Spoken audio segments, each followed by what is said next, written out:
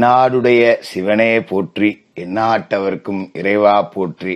நேயர்கள் எல்லாருக்கும் வணக்கம். இந்த வீடியோல விசுவாவசு வருடம் புரட்டாசி மாதத்திற்குண்டான ராசி பலன் அப்படிங்கறது தான் நம்ம பார்க்க போறோம். ஏன்னா இந்த புரட்டாசி மாசம் அப்படிங்கிறது ரொம்ப ரொம்ப முக்கியம். ஏன்னா படைத்தல், காத்தல், அழித்தல் அப்படின்னு சொல்லுவோம் பாத்தீங்களா. காக்கும் கடவுளான மகாவிஷ்ணு அவதரித்த மாசம் அப்படிங்கறதால இந்த மாசம் மகாவிஷ்ணுவுக்கு உகந்த மாசம் அப்படின்னு சொல்லலாம். அதாவது இந்த புரட்டாசி மாசம் 4ஆம் தேதி மகா சிவராத்திரி வருது. அன்றைய தினம் குடும்பத்தோட போய் சிவாலயங்கள்ல இரவு தங்கி சிவபெருமான வணங்குனீங்கன்னா எப்பேற்பட்ட பிரச்சனைகளா இருந்தாலும் நீங்கிரும். அன்றைய விடியல் அப்படிங்கிறது சூரிய உதயத்தை நீங்க ஆலயத்துல உட்காந்து பாத்தீங்க அப்படின்னாலே உங்களோட வாழ்க்கையோட கஷ்ட நஷ்டங்கள் எல்லாம் தீரும். மாதிரி புரட்டாசி 5ஆம் தேதி மகளாய அமாவாசை, அதாவது இருக்கிற அமாவாசையிலே சிறந்த அமாவாசை அப்படின்னு சொல்லலாம். இந்த அமாவாசை தினத்துல குலதெய்வ கோயிலுக்கு போய் வணங்குங்க. முன்னோர்களுக்கு செய்ய வேண்டிய தர்ப்பணங்களை முறையா செஞ்சுட்டு அன்றைய தினம் ஏழைகளுக்கு நீங்க செய்யக்கூடிய அன்னதானம் அப்படிங்கறது ஒரு 108 கும்பாபிஷேகத்தை பார்த்த பலன் அப்படிங்கிறத உங்களுக்கு கொடுக்கும். அப்படிப்பட்ட பெருமை மிக்க இந்த புரட்டாசி மாசத்துல கிரகங்களோட பயிற்சி அப்படிங்கறதும் நல்லாவே இருக்கு. கிரகங்களோட ராஜா சூரியன் கன்னிராசியில இந்த மாசம் முழுக்க புதனோட வீட்டுல இருக்க போறாரு. செவ்வாய் துலா ராசியில சுக்கிரனோட வீட்டுல இருக்கார். புதன் கன்னிராசியில ஆட்சியாவும் உச்சமாவும் இருக்காரு. 13ஆம் தேதி துலா ராசிக்கு போறார். சுக்கிர பகவான் சிம்ம ராசியில இருக்கார். மாச கடைசியில 24ஆம் தேதி கன்னிராசிக்கு போய் நீசமடைகிறார். குரு பகவான் மிதுன ராசியில இருக்காரு. சில பேர் இந்த மாசத்துல குரு பகவானோட அதிசார பயிற்சி இருக்குன்னு சொல்லுவாங்க. அது கிடையாது. ஐப்பசி மாசம் 1ஆம் தேதி தான் குரு பகவானோட அதிசார பயிற்சி. அதோட பலன் அப்படிங்கறத உங்களுக்கு நான் தனியா ஒரு வீடியோல கொடுக்குறேன். சனி பகவான் மீனராசியில வக்கரம் அடைஞ்சிருக்காரு. ராகு கும்பராசிலையும் கேது சிம்ம ராசிலையும் இருக்காங்க. இதான் இந்த மாசத்துக்கு உண்டான கிரக அமைப்பு. இந்த கிரக அமைப்புகள் உங்களுக்கு என்ன செய்ய போகுது அப்படிங்கறத பார்ப்போம். மீனராசி நேயர்களே, உங்களுக்கு இந்த புரட்டாசி மாசம் எப்படி இருக்கும் அப்படின்னு பார்த்தோம்னா, சீரியஸாவே சொல்றேன், இந்த ராசி பலன் பார்க்கறதுலயே விருப்பமில்லாத நபர்களா இருக்கக்கூடிய ராசிகள் யாரு அப்படின்னு பாத்தீங்கன்னா மீனராசி தான். ஏன்னா புரட்டாசிக்கு முன்னாடி ஆவணிய செம்மடி அடிச்சிருக்கோம் மீனராசிக்காரர்களை பொறுத்த வரைக்கும். நாம ஆவணி மாத பலன்லயே கூட அதை தான் சொல்லியிருப்போம். நல்லா இருக்குன்னா சொல்ல மாட்டோம். ஆவணியில நிறைய பிரச்சனைகள் வரும் அப்படிங்கறதான் நாம சொல்லியிருப்போம். இந்த புரட்டாசிக்குள்ள வரும்போதே அப்படிதான், என்ன கஷ்டம் ஒரு மனுஷனுக்கு, நம்ம இவ்வளவு கஷ்டமா வருது, நம்ம யாருக்கு என்ன பாவம் போடணும், இவ்வளவு கஷ்டமா நமக்கு வர்றது அப்படிங்கிற மாதிரிதான் உங்களுக்கு இருக்கும். அதுக்கு காரணம் என்ன அப்படின்னு பாத்தீங்கன்னா, மீனராசியை பொறுத்த வரைக்கும் ஜென்ம சனி அப்படிங்கிறது நடக்குது.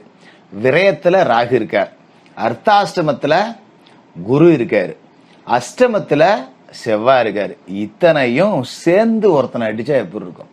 அதாவது கடவுள் ஒரு கதவை அடைச்சா இன்னொரு கதவை திறப்பாரு அப்படிம்பாங்க. ஆனா மீனராசிக்காரர்களை பொறுத்த வரைக்கும் ஆவணிலேயே எல்லா கதையும் மூடி பூட்டிட்டு சாவிய தூக்கி எங்கேயோ குப்பையில போட்டுட்டாரு.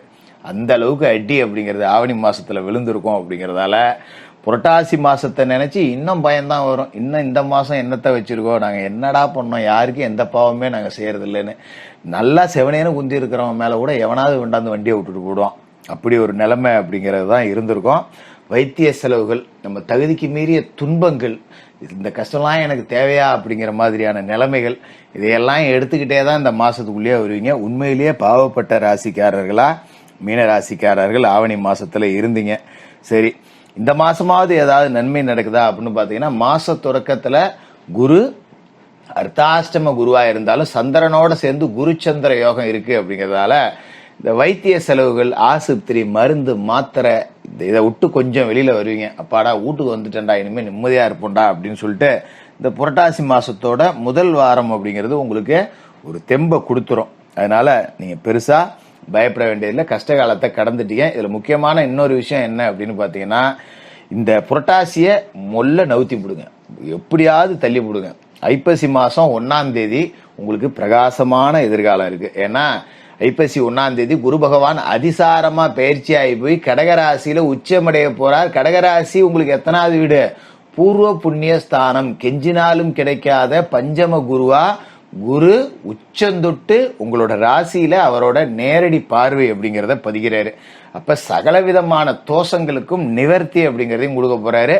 ஜென்மசனியோட தாக்கம் அப்படிங்கறதையும் ஐப்பசிக்கு மேல குரு குறைப்பாரு அப்படிங்கறதால ஆவணியில பட்ட கஷ்டம் போயிடுச்சு, புரட்டாசியில ஏதோ சுமாரா ஓட்டுவோம், ஐப்பசியில நாம நல்லா இருப்போம் அப்படிங்கிற நேர்மறை ஆற்றலை வளர்த்துங்க.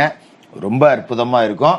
அதே நேரத்துல இந்த மாசத்துலயும் பாத்தீங்கன்னா செவ்வாய் அஷ்டமத்துல தான் இருக்கார் அப்படிங்கறதையும் நீங்க மனசுல வச்சுக்கணும். அப்ப அஷ்டமத்துல செவ்வாய் இருக்கார் அப்படின்னா நாம என்ன செய்யணும்? 2க்கும் 9க்கும் அதிபதியான அவரு அஷ்டமத்துக்கு வரார் அப்படிங்கறதால கொஞ்சம் நம்ம கொள்கை பிடிப்போட செயல்பட முடியாது, செயல்படாத நிலைமைக்கு நம்ம மாத்த போட்டுருவோம், கொடுத்த வாக்க காப்பாற்ற முடியாது. அதனால ரொம்ப ரொம்ப ரொம்ப கவனமா இருக்கணும். ஏன்னா 2க்கு அவர் அதிபதி இல்லையா, தனம் வாக்கு குடும்பம், காசும் சம்பாதிக்க முடியாத நிலைமை, குடும்பத்தையும் பார்க்க முடியாத நிலைமை, நம்மள ஒரு இடத்துல கட்டி போட்ட மாதிரி அடிச்சு போட்ட மாதிரி, இன்னும் சொல்ல போனா சில பேருக்கு பெட்டிலேயே ரெஸ்ட் எடுக்கக்கூடிய சூழல் அப்படிங்கறத கூட செவ்வாய் கொடுத்திருப்பாரு.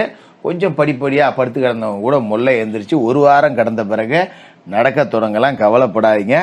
அதே மாதிரி மாச தொடக்கத்துல பாத்தீங்கன்னா சிம்ம ராசியில சுக்கிரன் இருக்காரு, ராசிக்கு 6வது வீடு சிம்ம ராசி அப்படிங்கிறது. 3க்கும் 8க்கும் அதிபதியானவர் 6க்கு வரார் அப்படின்னா கெட்டவன் கெட்டிடில் கிட்டிடும் ராஜயோகம் அப்படின்னு சொல்லுவோம். அதாவது 6 அப்படிங்கிறது ருணரோக சத்துருஸ்தானம், கடன் நோய் பகை இதெல்லாம் குறிக்கக்கூடியது. ஆனாலும் அங்க கெட்டவரான அவர் போய் உட்கார்ந்துருக்காரு அப்படிங்கிறப்ப ஏதோ தலைக்கு வந்தது தலைப்பாயோட போச்சுரா அப்படிங்கிற மாதிரி தான் இருக்கும். இப்ப நமக்கு ஏதோ பெருசா நடக்க வேண்டியது இதோட முடிஞ்சிருச்சு போல இருக்கு அப்படின்னு நீங்க உங்களை நீங்களே தேர்த்திக்க வேண்டியதுதான், வேற வழி அப்படிங்கிறது கிடையாது. அது மாதிரி மாச தொடக்கத்துல துலா ராசியில புதன் இருக்காரு, அதாவது 13ஆம் தேதியிலேருந்து வந்துருவாரு. அதுக்கு முன்னாடி பாத்தீங்கன்னா கன்னியில தான் இருக்காரு. 4க்கும் 7க்கும் அதிபதியான புதன் அஷ்டமத்துக்கு வரார் அப்படிங்கிறது மறைந்த புதனால் நிறைந்த தனலாபம் அப்படின்னு சொல்லுவோம் இல்லையா. உத்தியோக உயர்வு, ஊதிய உயர்வு, வேலைக்கு போகலன்னாலும் சம்பளம் வாங்கக்கூடிய அமைப்பு, வீட்டுல இருந்துகிட்டே சம்பாதிக்கக்கூடிய அமைப்பு, இது எல்லாம் கிடைக்கும். அது மாதிரி குறைஞ்ச விலைக்கு வாங்கி போட்ட இடத்த விற்கலான்னு முடிவு பண்ணுவீங்க. இல்ல நம்ம இனிமேலாம் வேலை செய்ய முடியாது, ஏதாவது ஒரு தொழிலை பார்ப்போம், ஏதோ இருக்கிறத வச்சுக்கிட்டோம் வித்துக்கிட்டோம், ஏதாவது நம்ம ஒரு பொழப்பாகணும், இப்படியே உட்காந்தாலும் சுத்தப்படாது அப்படிங்கிற ரீதியில ஏதாவது 10 ரூபா முன்னுக்கு வரணும் அப்படின்னு சொல்லிட்டு அடுத்த கட்டத்தை நோக்கி நீங்க யோசிக்க தொடங்குவீங்க. சரி, நமக்கு இப்படியே கிடந்தா எத்தனை நாள் இன்னொருத்தண்ட ஊழியம் பண்ணிட்டு இருக்கிறது, சொந்தமா ஒரு தொழில் பண்ணுவோம், போவோம் வருவோம் அப்படிங்கிற மாதிரி அடுத்த கட்டத்தை நோக்கி நீங்க நகர தொடங்குவீங்க. அப்படி ஒரு வாய்ப்பு அப்படிங்கிறது கிடைக்குது. அது மாதிரி குருவோட பார்வை அப்படிங்கிறது உங்களோட ராசிய ஐப்பசி மாசத்திலேருந்து புனிதமடைய வைக்கும் அப்படிங்கறதால உங்களுக்கு வரக்கூடிய கஷ்டங்கள் எல்லாமே தற்காலிகம் அப்படிங்கிறத உணர்ந்துங்க. நேர்மறை ஆற்றல், நமக்கு எல்லாமே நல்லதுதான் நடக்கும், நம்ம எவனுக்கும் எந்த துன்பமும் பண்ணல, யாரும் கெட்டு போகணும்னு நாம நினைக்கல, நாம நல்லவன் தான், நல்லவனுக்கு ஏதோ கடவுள் சோதிக்கிறாரு ஆனா கண்டிப்பா கொடுப்பார் அப்படின்னு கடவுள் நம்பிக்கையை மட்டும் விட்டுறாதீங்க, நிச்சயமா நன்மை அப்படிங்கிறது நடக்கும். புரட்டாசி 24 கன்னிராசிக்கு சுக்கிரன் போய் நீசம் அடைகிறாரு, 3க்கும் 8க்கும் அதிபதியான அவரு நீசம் அடைகிறார் அப்படிங்கிறது நல்ல விஷயம்தான். ஏன்னா ஒரு 8ஆம் இடத்துக்கு அதிபதி நீசம் அடையலாம். இந்த காலகட்டத்தில் மண்ணை தொட்டாலும் பொண்ணாகும். அதாவது 24ஆம் தேதிக்கு மேல கட்டிய வீட்டை வாங்கலாம், வீட்டை விற்கலாம், புதுமனை புகழா நடத்தலாம், வீட்டில் மராமத்து பணி பண்ணலாம், சகோதர உறவுகளுக்குள்ள சின்ன சின்ன புகைச்சல் வரக்கூடிய வாய்ப்பு, அதில் மட்டும் கொஞ்சம் விட்டு கொடுத்து போகணும்.